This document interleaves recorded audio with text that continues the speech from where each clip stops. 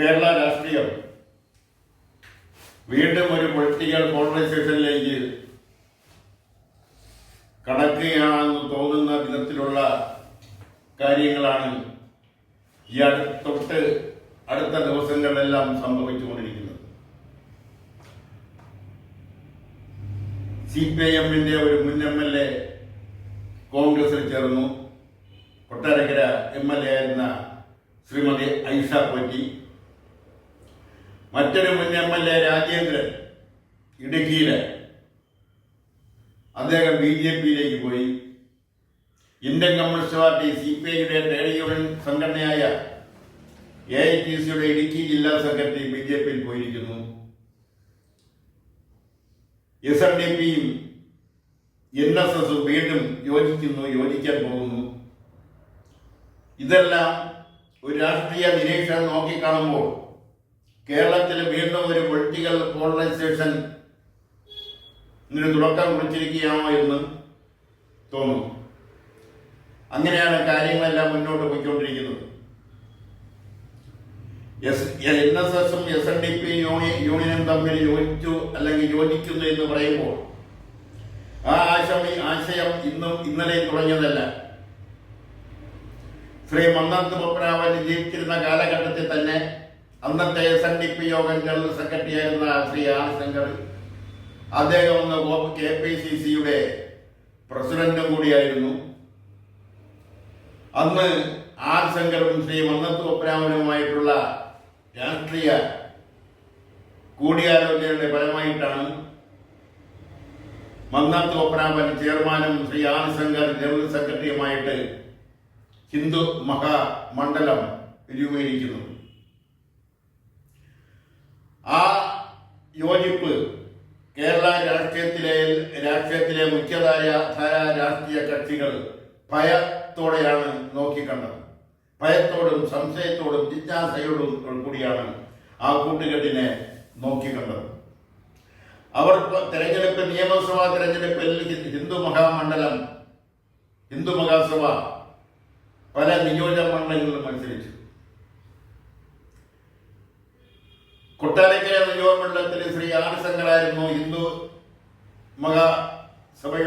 മഹാമണ്ഡലത്തിന്റെ സ്ഥാനാർത്ഥി. ആർ ശങ്കറിന്റെ തെരഞ്ഞെടുപ്പ് കമ്മിറ്റിയുടെ ചെയർമാൻ ശ്രീ മന്നത്ത് പത്മനാഭനായിരുന്നു. എന്തുകൊണ്ടോ ആ തെരഞ്ഞെടുപ്പിൽ കൊട്ടാരക്കര നിയോജകമണ്ഡലത്തിൽ നിന്നുകൊണ്ട് മത്സരിച്ച ശ്രീ ആർ ശങ്കർ പരാജയപ്പെട്ടുപോയി. അന്ന് അവിടെ വിളിച്ചൊരു മുദ്രാവാക്യമുണ്ട്. അവിടുത്തെ NSS കരയോഗക്കാർ വിളിച്ചൊരു മുദ്രാവാക്യമുണ്ട്. ഇന്നും അത് അന്തരീക്ഷത്തിൽ മുഴങ്ങി നിൽപ്പുണ്ട്. മന്നത്തപ്പ നേതാവേ, വോട്ടെല്ലാം കുറുപ്പേട്ടൻ. അതൊരു കൃഷ്ണക്കുറുപ്പായിരുന്നു അവിടുത്തെ കോൺഗ്രസിന്റെ സ്ഥാനാർത്ഥി. അപ്പൊ ആ ഒരു അനുഭവം കേരള രാഷ്ട്രീയത്തിലുണ്ട്. മാത്രമല്ല 1956 കേരള രൂപീകരണത്തിന് ശേഷം നടന്ന ആദ്യത്തെ പൊതു തെരഞ്ഞെടുപ്പ്, 1957 നടന്ന പൊതു തെരഞ്ഞെടുപ്പ്, അന്ന് NSS-ന്റെ സഹായത്തോടു കൂടിയാണ് കേരളത്തിലെ ബഹുഭൂരിപക്ഷം സീറ്റുകളിലും ഇന്ത്യൻ കമ്മ്യൂണിസ്റ്റ് പാർട്ടി വിജയിച്ചു വന്നത്. അന്ന് കമ്മ്യൂണിസ്റ്റ് പാർട്ടിയുടെ സംസ്ഥാന സെക്രട്ടറി ആയിരുന്ന ശ്രീ MN ഗോവിന്ദൻ നായരും NSS ജനറൽ സെക്രട്ടറി ആയിരുന്ന ശ്രീ മന്നത്ത് പത്മനാഭനുമായി ചേർന്നുണ്ടാക്കിയ ഒരു കരാറിന്റെ അടിസ്ഥാനത്തിലാണ് മുഖ്യമന്ത്രി ആവേണ്ടിയിരുന്ന TV തോമസിനെ ഒഴിവാക്കിക്കൊണ്ട് EM നമ്പൂതിരിപ്പാടെ മുഖ്യമന്ത്രി ആക്കാം എന്ന രഹസ്യ ധാരണയിൽ NSS കമ്മ്യൂണിസ്റ്റ് പാർട്ടിക്ക് അനുകൂലമായ ഒരു തീരുമാനം കൈക്കൊണ്ടത്. അവിടെ നിന്ന് ഇങ്ങോട്ട് നടന്നിട്ടുള്ള എല്ലാ തെരഞ്ഞെടുപ്പുകളിലും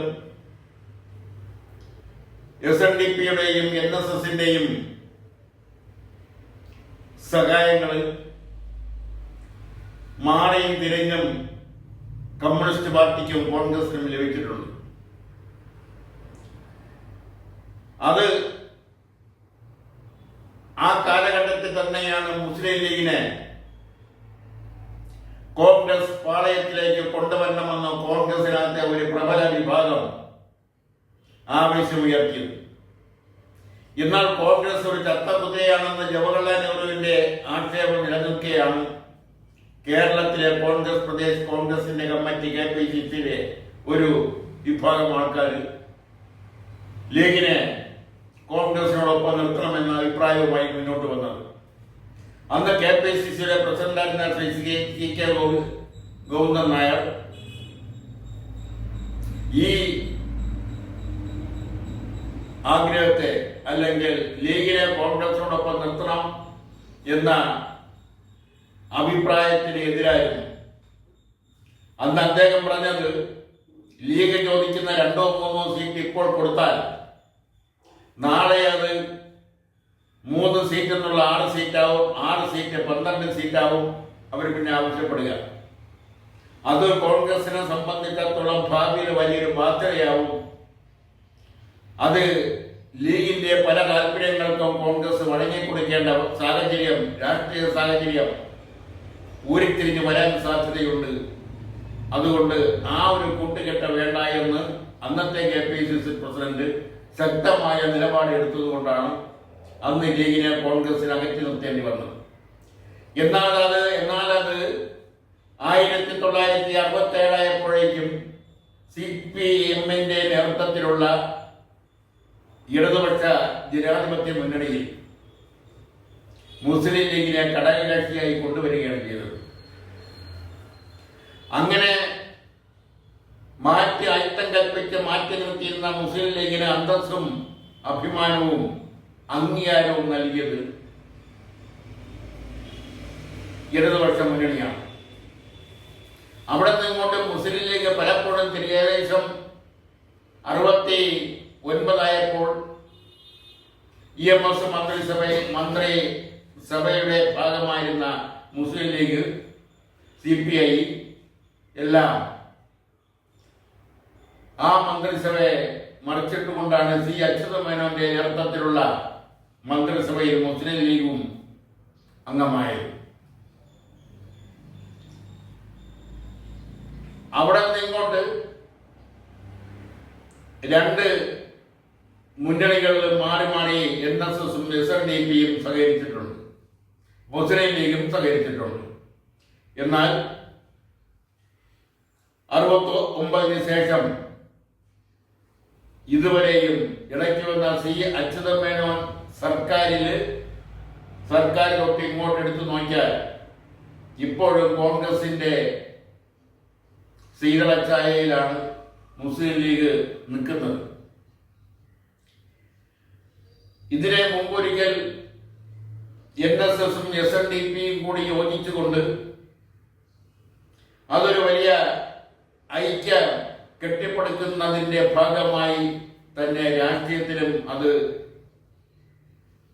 ചില പ്രശ്നങ്ങൾ സൃഷ്ടിച്ചു.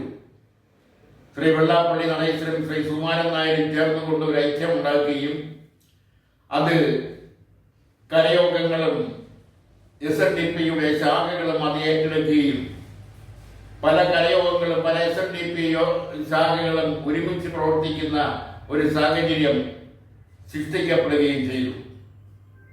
എന്നാൽ ആ ഐക്യവും കൂടുതൽ നാൾ നീണ്ടു നിന്നില്ല, അതിന്റെ ആയുസ്സും കുറവായിരുന്നു.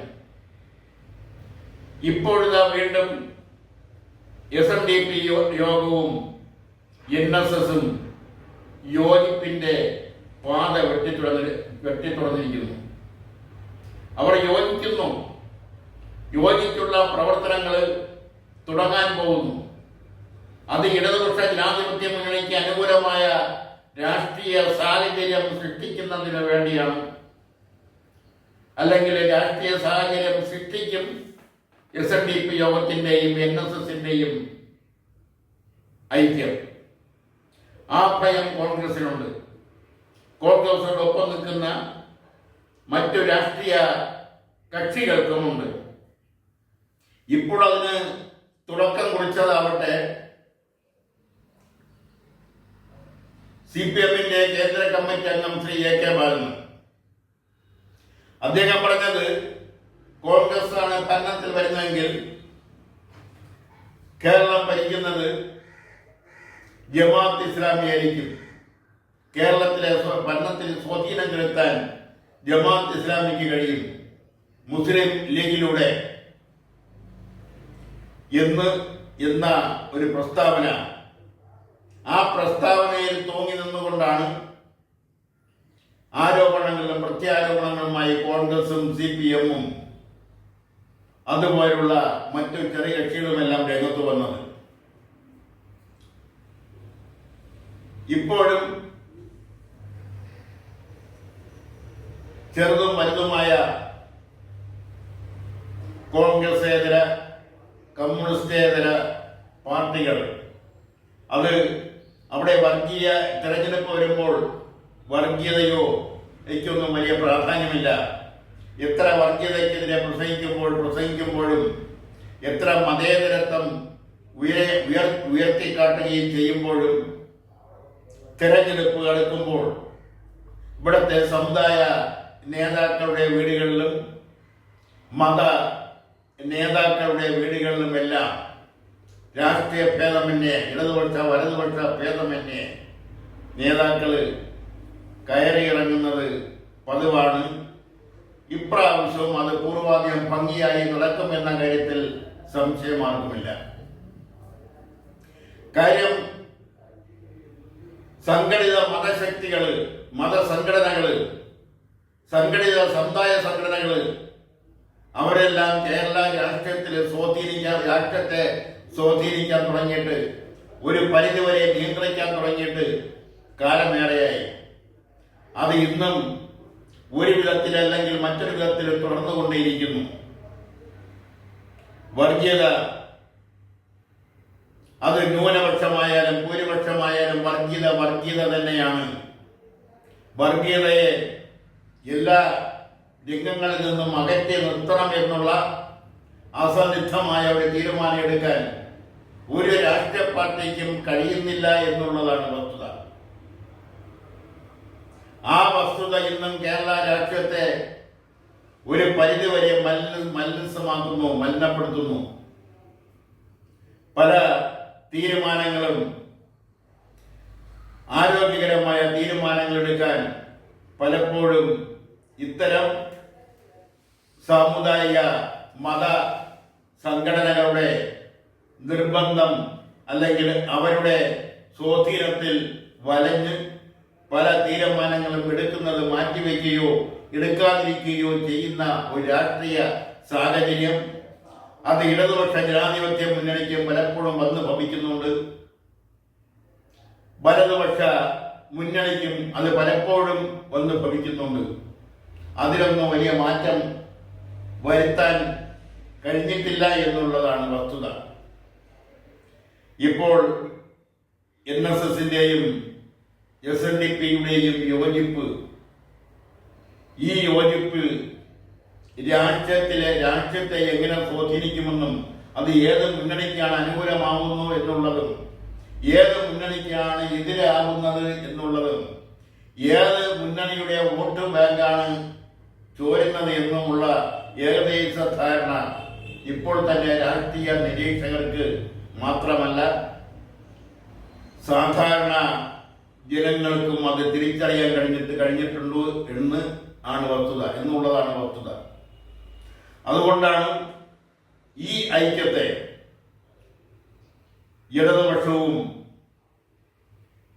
വലതുപക്ഷവും ഭയക്കുന്നത്. ഇന്നത്തെ പ്രത്യേക രാഷ്ട്രീയ സാഹചര്യത്തിൽ ഇടതുപക്ഷം അനുകൂലമായ ഒരു നിലപാട് രഹസ്യമായി സ്വീകരിക്കുന്നുണ്ടെങ്കിൽ തന്നെയും വലതുപക്ഷ മുന്നണി, കോൺഗ്രസ് നേതൃത്വം കൊടുക്കുന്ന ഐക്യ ജനാധിപത്യ മുന്നണി ഭയത്തോടും സംശയത്തോടും ജിജ്ഞാസയോടും കൂടിയാണ് NSS SNDP ഐക്യത്തെ കാണുന്നത്. അത് തെരഞ്ഞെടുപ്പിനെ എങ്ങനെ സ്വാധീനിക്കുമെന്നുള്ളത് വരും രാഷ്ട്രീയ സാഹചര്യങ്ങളിൽ, രാഷ്ട്രീയ സംഭവ വികാസങ്ങളിൽ അത് തെരഞ്ഞെടുപ്പിന്റെ അന്നുവരെ, തെരഞ്ഞെടുപ്പ് സമയം കഴിയുന്നത് വരെ അത് എങ്ങനെ നിലനിൽക്കുമെന്നും അത് വോട്ടർമാരെ എങ്ങനെ സ്വാധീനിക്കുമെന്നും എല്ലാം ഇനിയുള്ള നാളുകളിലും അത് തിരിച്ചറിയാൻ കഴിയുന്നതും പൂർണ്ണമായി തിരിച്ചറിയണമെങ്കിൽ പോളിംഗ് കഴിയുന്നത് വരെ കാത്തിരിക്കേണ്ടി വരും. അതുവരെ നമുക്കത് ക്ഷമയോടെ കാത്തിരിക്കാമെന്ന് മാത്രമാണ് ഈ അവസരത്തിൽ പറയാനുള്ളത്.